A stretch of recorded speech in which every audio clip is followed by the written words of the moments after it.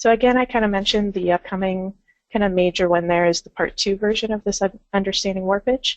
And then another one we'll be kind of talking about a little bit in the future are understanding warpage conditions. A couple of the past webinars, if you've not attended these before, we've talked about cooling, we've talked about new features within the new releases and so forth. And again, the YouTube channel for all of these webinars that we have the past recordings at is Autodesk Sim 360. So feel free to go ahead to that channel, explore it a little bit, and learn something new.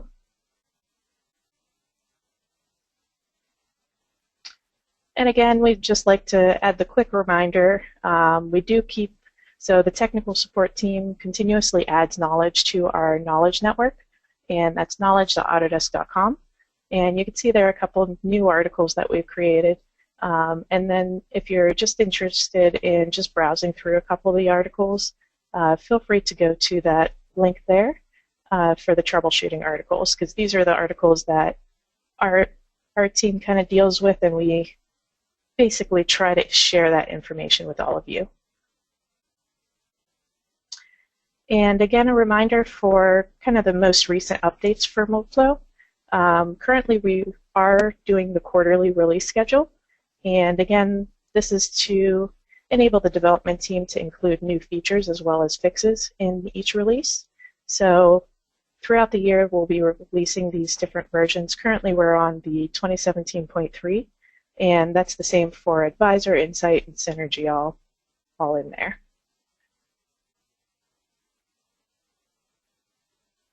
And at that, I'm going to go ahead and pass it over to Beth, and she'll talk a little bit about the warpage overview, and then she'll pass it back over to me. Beth? Thanks so much, Kristen. And again, good morning, everybody. So for today's Understanding Warpage and Shrinkage in Moldflow Insight Part 1 webinar, as Kristen said, I'm going to talk to you a bit about an overview of warpage. She's then going to discuss design influences on warpage. And then lastly, we'll discuss an understanding of your demands of the part. Then we'll open it up for a question and answer session.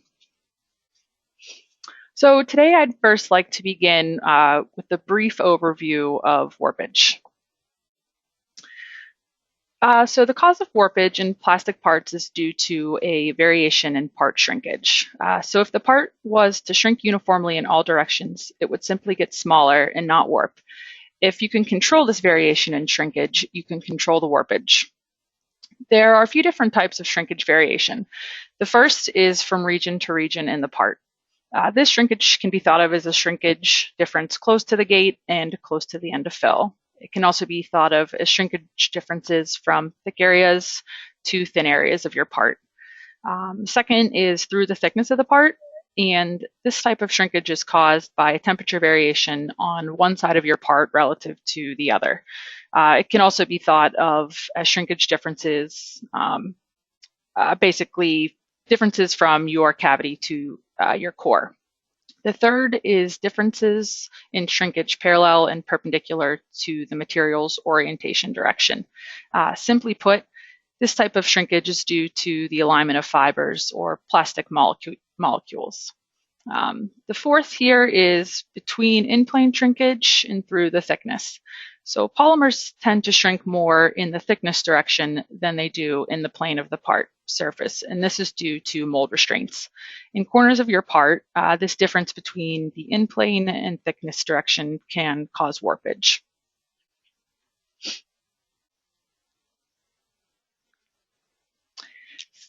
Listed here are some different factors that can affect shrinkage. The first is volumetric shrinkage. Volumetric shrinkage is your driving force behind all of the other shrinkages. Plastics have a very high volumetric shrinkage, which is typically about 25% if no pressure is applied to your plastic part as it cools. The pressure applied during the molding process limits the amount of shrinkage, and PVT data shows how pressure and temperature can affect the shrinkage. You can have high cooling rates. So for semi-crystalline materials, a fast cooling rate lowers your crystalline content of the material. Because the the polymer is cooling rapidly, there's not as much time to form the crystalline structure, which will decrease the volumetric shrinkage of your material. You can have orientation due to filling, and these are shrinkage differences parallel and perpendicular to your flow. You can also have mold restraint. So while your part is in your mold, again, it's not able to shrink within the plane of the part surface. However, it can shrink in the thickness direction, resulting in a higher shrinkage in the thickness direction. Once this part's ejected from the mold, it's able to shrink in all directions. Because the polymer is not able to shrink in plane of the part surface while in the mold, stresses can build up. When ejected, the part then continues to cool and these stresses may relax, which can deform your part. And lastly, you can have temperature differences through the thickness. So when the mold temperature on one side of your plastic part is different from the other, the shrinkage will not be uniform from side to side. This can create a bending moment, causing your part to warp.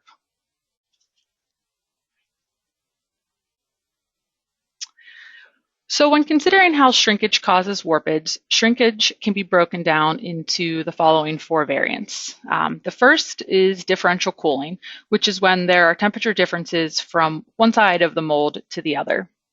The second is differential shrinkage, which is caused by variations in shrinkage from region to region. This is also known as area shrinkage or isotropic shrinkage. The third is orientation effects, and this is the difference in shrinkage parallel and perpendicular to the molecular and or fiber orientation direction as determined in the flow analysis. And lastly, we have corner effects, which is the variation in shrinkage between in plane and through the thickness of a part. So there are different shrinkage models used depending on your mesh type, as well as some other factors. For a midplane and dual domain mesh type, there are 2 types of shrinkage models that are used. They are the residual stress and the residual strain models. The residual stress is considered a theoretical model and can be used with or without shrinkage data. The residual strain model is considered an empirical model and must use measured shrinkage data. So first, I would like to discuss the residual stress model in further detail. So this model is based on thermal and pressure-related physics of the injection molded process to determine the residual stress distribution.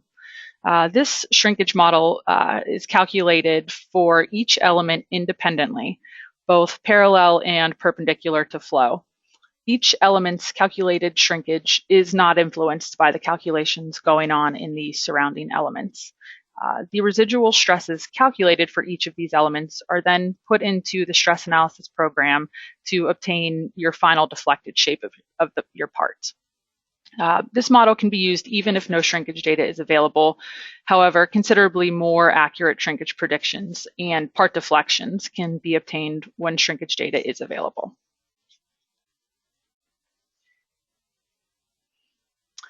So the residual stress model is broken down into 2 different methods depending on if shrinkage data is available for your material or not. The first is the uncorrected residual stress model, and this option is again used when no shrinkage data is available for your material. In this case, the analysis predicts the residual stress values within the part based on the flow and thermal history during the molding cycle. Then you also have the CRIMS, or the corrected residual in mold stress method, and this is used when shrinkage data is available for your material. This method compensates for the shortcomings of the uncorrected residual stress model. This option is default when shrinkage testing has been performed on the material, and this model is the most accurate because it is obtained by correlating actual tested shrinkage values with analysis predictions.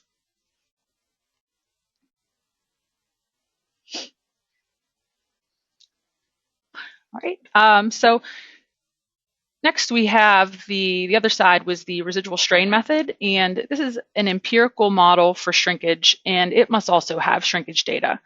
This empirical model is based on experience or testing, and it does not have physics behind it. This method provides strain on top and bottom of each element in both your parallel and perpendicular directions. Calculations on the top and bottom of each element determine differential cooling, while parallel and perpendicular directions determine your orientation effects. The residual strain method accounts for differential shrinkage, differential temperature, and orientation effects.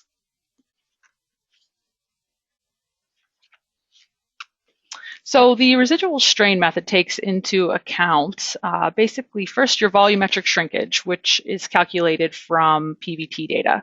It also considers crystallization, which is affected by the cooling rate. So the higher the crystallization, the more shrinkage your part can experience. The residual strain method also takes into account mold restraint, or how the plastic part is constrained from moving in plane in the mold. So the plastic part can shrink in thickness. However, as we discussed earlier, there is stress relaxation that takes place after the part is removed from the mold. And it depends on temperature history and the amount of time that the part is held within the mold. And lastly, we have orientation, which is the difference in shrinkage parallel and perpendicular to flow. So as discussed, both CRIMS and the residual strain shrinkage models do require shrinkage data. The shrinkage data is obtained from molding trials on a standardized tag die model with etched grid lines. The grid lines are measured after the parts are molded and cooled for several days. These molding trials measure for pressure at predefined locations, temperature at predefined locations, and parallel and perpendicular shrinkage in predefined zones. Parts are molded with a matrix of about 28 different conditions, and some of these include changes in melt temperature, mold temperature, injection rate, part thickness, pack pressure, and pack time.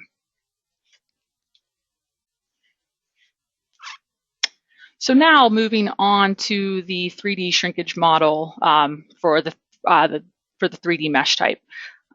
So the shrinkage model for a 3D mesh type is known as the generalized shrinkage model. It accounts for mold surface temperature differences when the analysis includes cooling, fiber orientation, and differential shrinkage. The 3D generalized shrinkage model relies on PVT data and mechanical properties.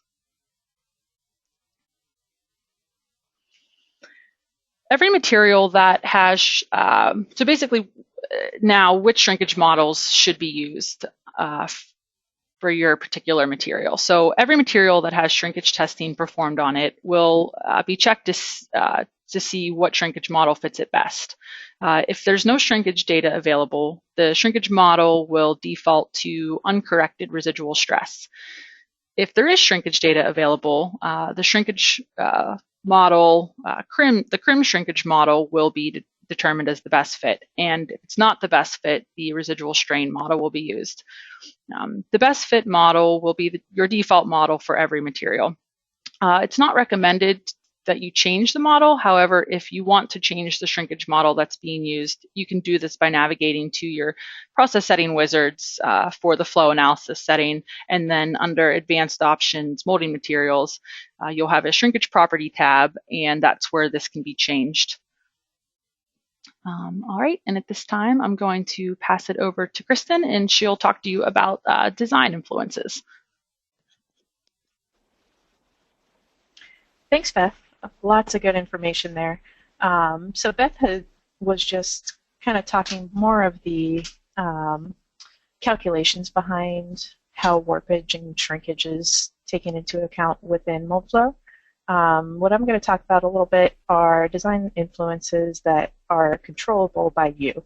So moving forward here, looking at the initial kind of setup of whenever you're first kind of planning to create a plastic part, you're really trying to understand the part design as well as material, which one is right for the part that you're going to eventually need.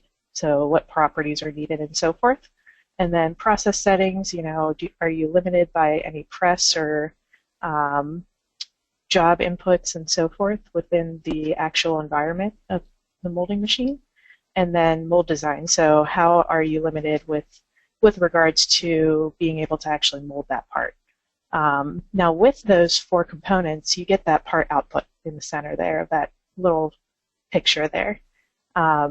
Basically, where I was going with this slide is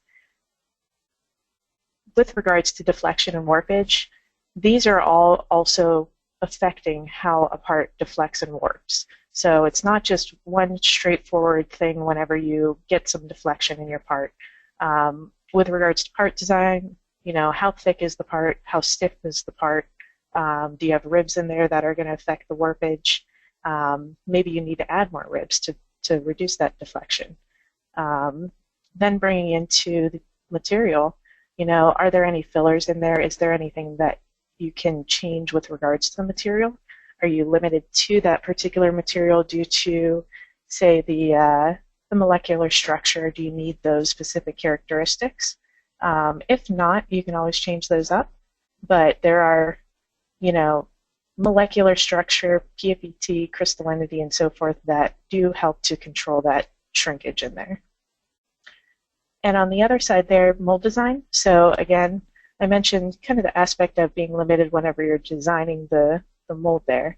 But this brings into the effect of gate position, feed design, and cooling design on how it relates to warpage. So those might need changed if you are troubleshooting deflection eventually, and as well as the process settings of the actual press. So pack profile, you can change that. Increasing it decreases the, hopefully decreases the amount of deflection and so forth. So again, all considerations to think about when you are actually designing your part. And moving into, you know, how these design considerations influence mesh within Moldflow. The big thing that we like to stress is with dual domain and midplane analyses, the thickness calculation is very important. So if for whatever reason the mesh is not capturing that thickness correctly, the deflection can be thrown off by that. So you can see here I have 2 images there just basically showing the dual domain versus a midplane analysis. And for both of those, you can see there are variations in that thickness. And with the dual domain, the thickness is calculated automatically whenever you import your model. And that's what it's using that mesh match for. So that's why we do stress for the higher number of mesh match to be able to capture that more efficiently. For midplane, that's entered manually, either by a third-party mesher or you go in and actually assign those thicknesses to it. For the 3D mesh, it's a little bit easier because it's essentially using that surface mesh to capture the volume within it. And I would say the main concern for using Moldflow whenever, especially whenever you're looking at warpage, is to make sure you have the number of layers to correctly represent the internal mesh there. And for this, this one's showing, I believe, 12 layers through the thickness. So that's a good place to start. But again, you have to consider how much time it will take to actually run that analysis with the more layers in between there.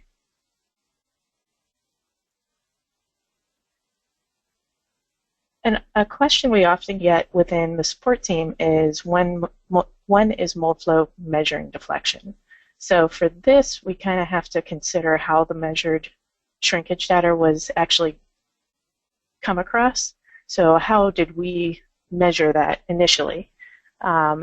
And for that, I think Beth kind of touched base a little bit on the measurement method, but the shrinkage of parts, we have a material testing lab, and they essentially measure a part maybe about a week after it has been molded, and with that measurement, they use that to actually calculate the data points to be put into the material data. And for this slide here, I do have a video. Hopefully it'll play for us here. There we go. And this is Jay Shoemaker. I don't know if you are familiar with him, but he set up a basically a measurement fixture here for his molded frisbees to show that after several minutes, the part continues to keep shrinking. So that was a little fast there. Let me see if I can rewind that. So initially, you can see in his video, the fixture is basically set up to gauge the shrinkage or deflection inward towards the part. And as time moves on, that deflection or shrinkage increases. So continues to increase past, I believe he went up to 10 minutes in this little clip here. And you could see it shrunk about 300 thousandths within 10 minutes. So after 10 minutes, it's still continuing to shrink. I think the video here keeps going, but it's blocked off from this slide. So that just kind of puts into perspective whenever you're considering, simulating this within Moldflow. Is that actually capturing what you're going to see end product? And the answer is yes. So next I'm going to talk about understanding your demands of the part. So first I want to kind of circle back to where I started with that design slide there. So questions to ask before running the warpage analysis. And really you should understand the fit and function of the part. How is it going to be used? Will there be need for flatness in certain areas? Is there a fixture to measure this deflection or warpage? And if it's interacting with other parts, where are the critical areas? So this can always be used for help during setting up the warpage analysis. If unable to change the warp by process settings, you might have to circle back and make mold changes. So how can the design be changed if steel can be cut? Do you have to add steel to make these changes, and so forth? So all things to think about before actually running the analysis.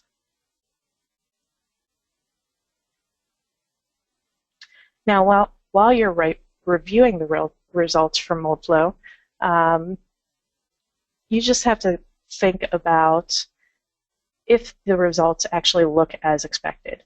Is the part deflecting how you feel it should be deflecting? Do you have past parts to kind of compare it to?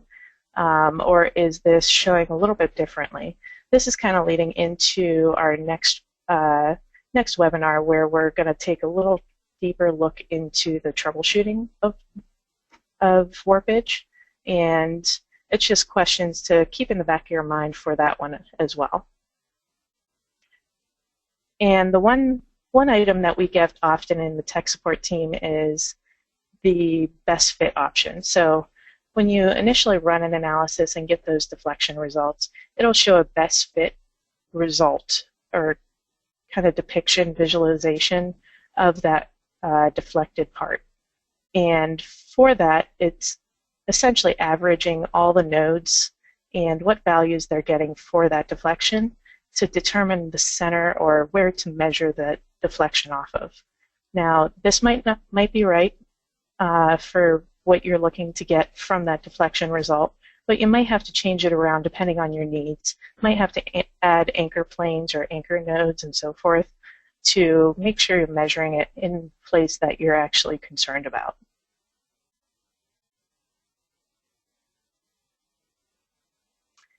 And with that, that's kind of all we had for you today. A nice short little webinar for you, just to set us up for the next one.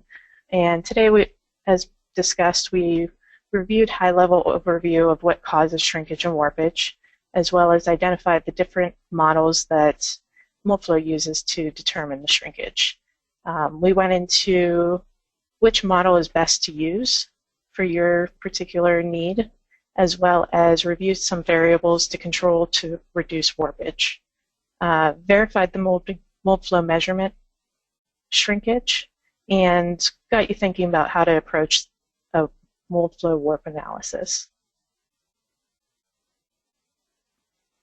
And as mentioned, Our next part to this Understanding Warpage Analysis webinar is going to include a deeper dive into Moldflow Insight's warpage settings, so process settings behind it, material data, and so forth, as well as how to review deflection results in Moldflow, including visualization, so I mentioned the best fit option there a little bit, as well as using other results.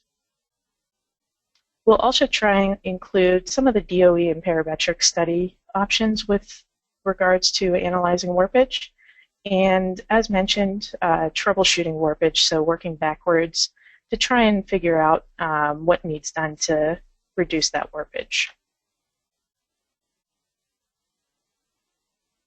And with that, we will go ahead into a Q&A session here. Any questions come in on any of this information? Hi, Kristen. So we did have one question that I think would be good to share with everybody here. The question was, if you have a material UDB file that does not have any shrinkage model selected, should it be used for warpage studies? And Jay was kind enough to answer this right away, but I think we'll share that out loud. So as Jay answered it, the best answer is no, because the uncorrected residual stress model is usually okay for trend, but the magnitude is typically way off. Some preliminary warpage analysis might be okay, but you should not make any critical decisions on the part or tool design without shrinkage data. And again, this question assumes that you are using the midplane or dual domain mesh. If you are using your 3D, you can get accurate warpage results if you have good PVT, coefficient of thermal expansion, and mechanical data.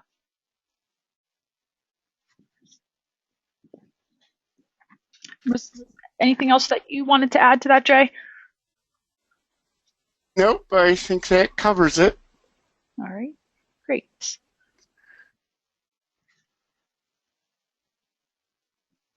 Okay, so it looks like we don't have too many other questions here. So what I'll do is go ahead and show you this next slide here. First of all, thank you all again for joining us today. We do really appreciate it, and again, this slide deck will be available on the Box website shown on the bottom of the screen there, as well as the YouTube video of this presentation will be posted within probably the next day or so here. The links here show a few resources if you're still kind of wondering a little bit more about this warpage and shrinkage or anything else within Moldflow. But the first link there, General Concepts video, it kind of gives a really good overview of the warpage and shrinkage. It's very similar to the information that Beth had shown, just a little bit quicker visualization of it on there as well. So I'd highly recommend going to there, as well as exploring those other options. And again, feel free to check out the Knowledge Network as we are posting new articles to that.